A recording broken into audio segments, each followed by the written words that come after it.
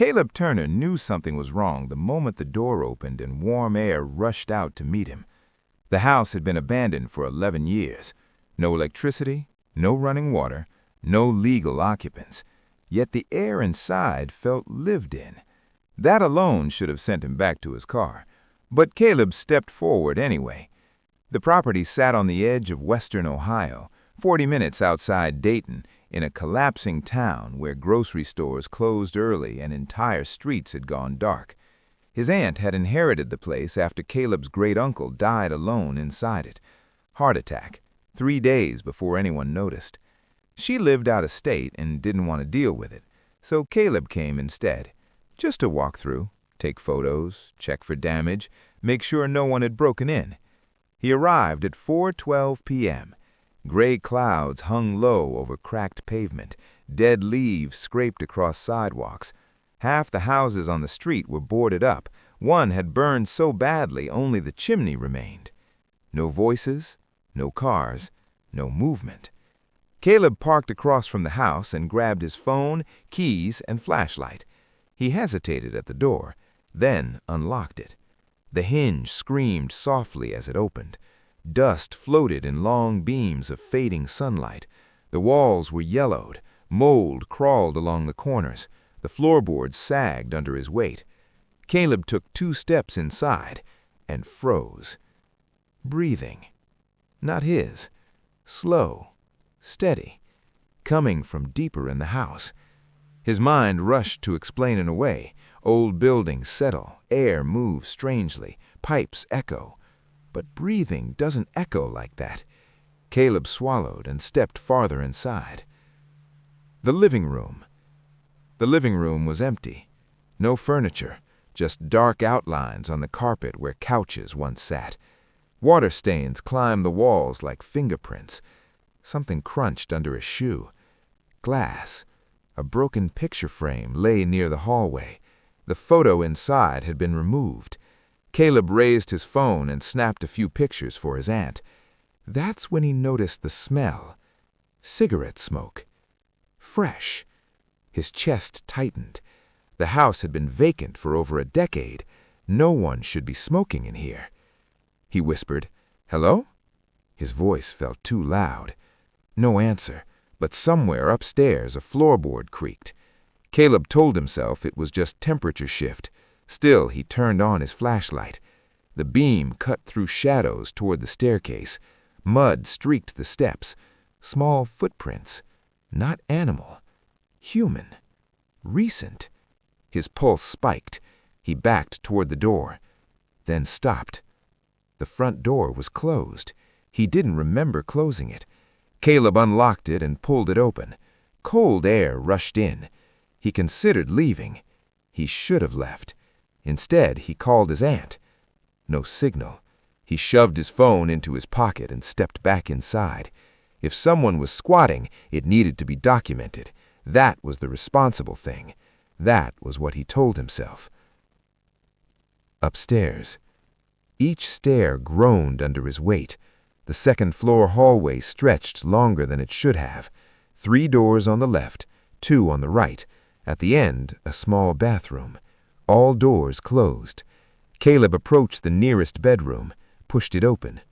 Empty. Peeling wallpaper. Moldy mattress frame. The second room contained children's drawings taped to the walls. Stick figures. Houses. Black shapes looming behind windows. Every figure had open mouths. Caleb stepped back slowly. His throat felt dry. The third door was locked. He knocked. No response. He tried the handle. It opened.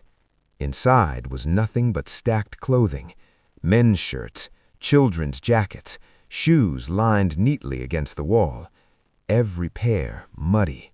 Caleb's hand started shaking. This wasn't vandalism. This was occupation. The sound came from behind him. A slow exhale. Caleb turned. A man stood in the hallway. Late 40s, graying beard, hoodie pulled tight around his face. No shoes. Dirty socks on bare wood. They stared at each other. Neither spoke. Finally, Caleb said, "This house is privately owned." The man smiled, a small, polite smile. "I thought it was empty." Something about the way he said it made Caleb's stomach drop. Caleb told him his aunt owned the place. The man nodded slowly, then asked, "Are you here alone?" The question landed wrong. Caleb lied. "Someone's outside." The man's eyes flicked toward the stairs, then back to Caleb. Silence stretched too long. The man asked, "Is there a basement?" Caleb didn't answer. Instead, he stepped backward. The man didn't move, didn't blink, just watched.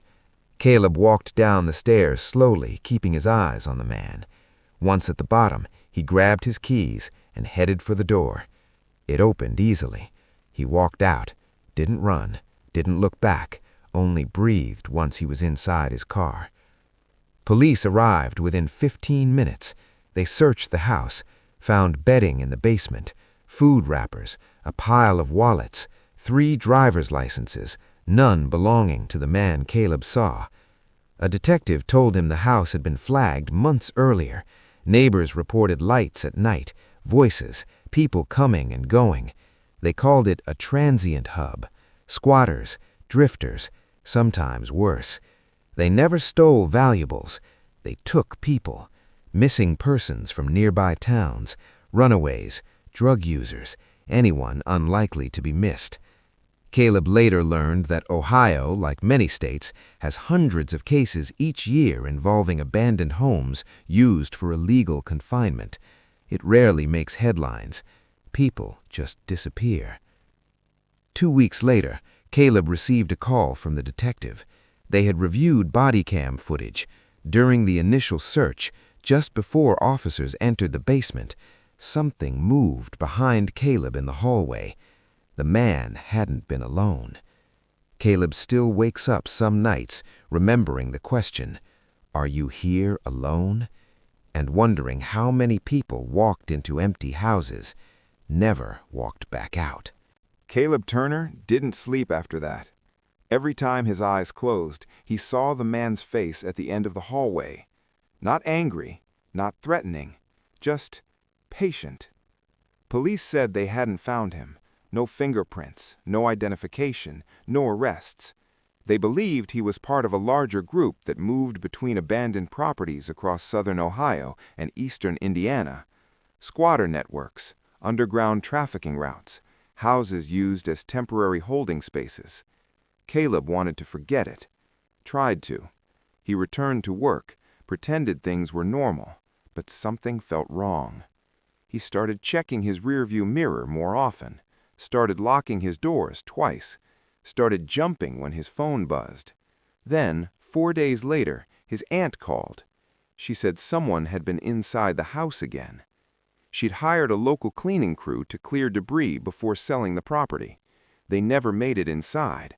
The front door was open when they arrived. The basement light was on. They left immediately. Caleb told her to contact police. She already had. They went back.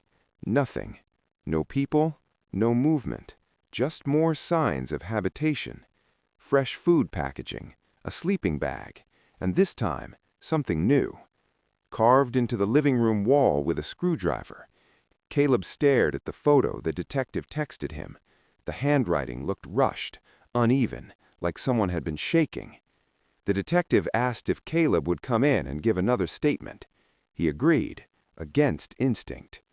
At the station, Caleb was shown a board, photos of missing persons, young men, teenagers, 2 women, all reported gone within a 30-mile radius over the last year. 3 had last been seen walking near abandoned properties. 1 worked at a gas station Caleb passed every morning. The detective pointed to a map. Red pins marked vacant homes, yellow pins marked disappearances. They overlapped. Caleb felt sick. This wasn't random. These houses were being used, rotated, cleaned, abandoned again. The detective explained quietly that similar cases had been documented in Detroit, Cleveland, parts of West Virginia. Temporary holding sites. People were moved through them, sometimes trafficked, sometimes killed, sometimes never accounted for. Caleb asked about the man. The detective shook his head. No match in any database, just another ghost. Before Caleb left, the detective hesitated, then said something he hadn't planned to share. They'd reviewed more footage from the original house, thermal imaging from an officer's body cam. There were heat signatures in the basement walls, not rodents, human-sized, multiple. They were hiding between unfinished framing and dirt cavities, waiting until police left. Caleb's stomach dropped. They had been there the whole time, listening, breathing, watching. 2 nights later, Caleb noticed a car idling outside his apartment. Same headlights, same position, 3 nights in a row. He told himself it was coincidence until the 4th night, when the headlights were off, but the engine was still running. He didn't call police. He didn't go outside. He sat in his dark living room holding his phone until the car finally drove away. A week later, a package arrived, no return address. Inside was his flashlight, the same one he dropped in the house, mud still on the handle, and a folded piece of paper, written in uneven block letters, "You left the door open." Caleb moved apartments 2 days later, changed his number, deleted social media, told no one where he went. 3 months passed, no sightings, no calls, no cars.